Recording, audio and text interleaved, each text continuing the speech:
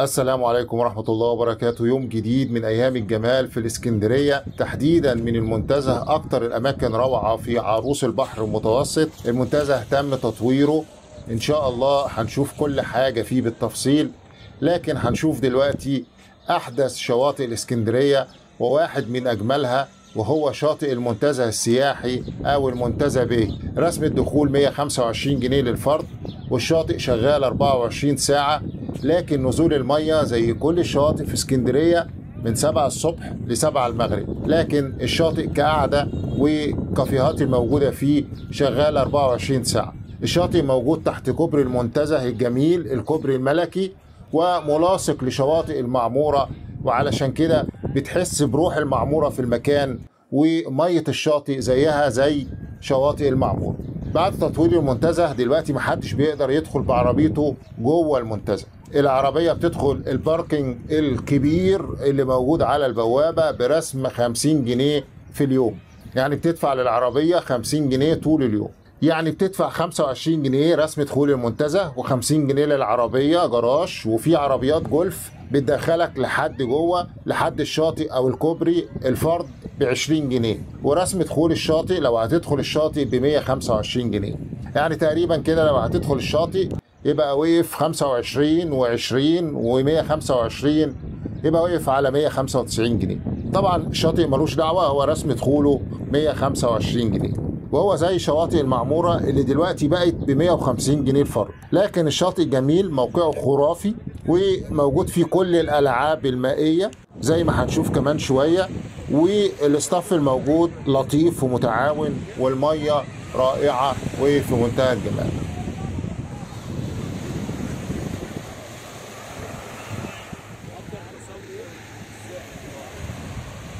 بنانا الفرد 100. فرد 150. اه الربع ساعة ب 500. ربع ساعة ب 500. وفي تيوبة الفرد برضه 150. وعندنا اللانش والزودياك والدلكي الربع ساعة ب 600. فين اللانش؟ اللانش موجود جوه هو اللي هو جوه ده؟ اه. بكام الساعة؟ ربع ساعة؟ الساعة بتاعته يعني نسبة 2000 ونص. 2000 ونص. بالظبط. والزودياك؟ والزودياك نفس الموضوع. نفس الموضوع.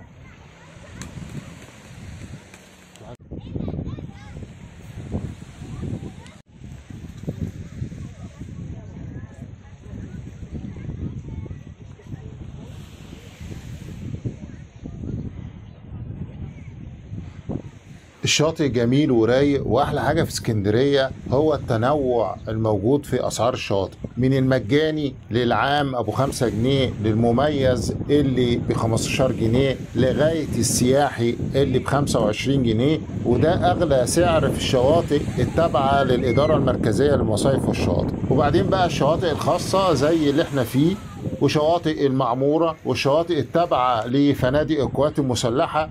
التنوع ده حلو ومطلوب، وعندنا سلسلة في القناة بتغطي كل الشواطئ ديت. ده الكوبري هنروحه بعد شوية نشوف الشاطئ كله من عليه. الكوبري مفتوح لآخره، لكن ما نقدرش نعدي للبحر والفنار زي زمان، لكن مسموح لو هنقعد في كشك الشاي الملكي نروح. المنطقة اللي على البحر دي بيعملوا فيها كافيهات، وفي شاطئ تاني بيتعمل. إن شاء الله هنشوف الموجود دلوقتي، البحيرات والحاجات اللي خلصت، ونبقى نتابع الجديد أول بأول. دايما وأبدا غرضنا إن حضراتكم تكونوا ملمين بكل المتاح اللي يخليكم تخططوا لأجازة ورحلة سعيدة ومميزة. ربنا يحلي كل لحظة في حياتكم جميعا إن شاء الله. في الشاطئ مجموعة من الأعداد سواء اندور أو أوت دور، وطبعا في حمامات نظيفة وكويسة في الشاطئ زي ما حضراتكم شايفين. أعداد البين باجز دي على النجيلة. وبفكر حضراتكم الكافيهات والشاطئ مفتوح 24 ساعة.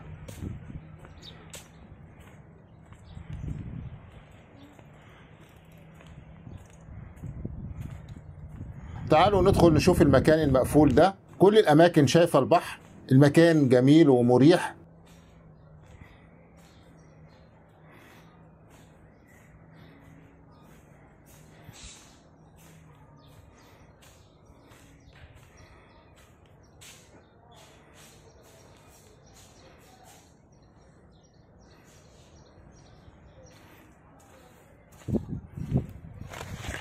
تعالوا بقى نروح نشوف الكوبري ونطل على الشاطئ من عليه.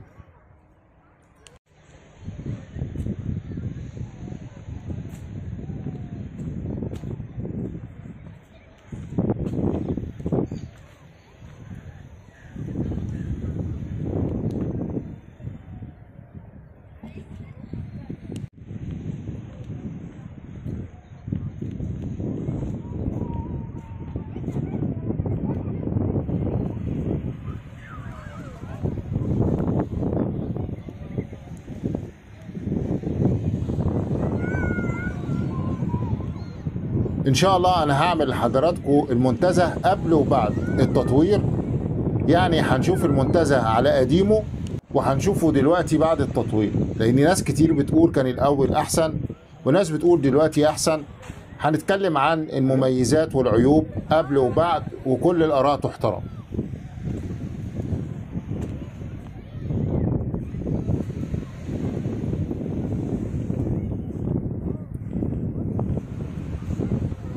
شايفين منظر الشاطئ وفنادق المعمورة في الخلفية. المنتزه من أحب الأماكن لقلبي، وأعتقد الغالبية العظمى من الناس، وكلنا لينا ذكريات لا تعد ولا تحصى في حدائق المنتزه الرائعة. أنا فضلت نشوف الشاطئ لوحده عشان نشوفه براحتنا، وبعدين نشوف المنتزه كله.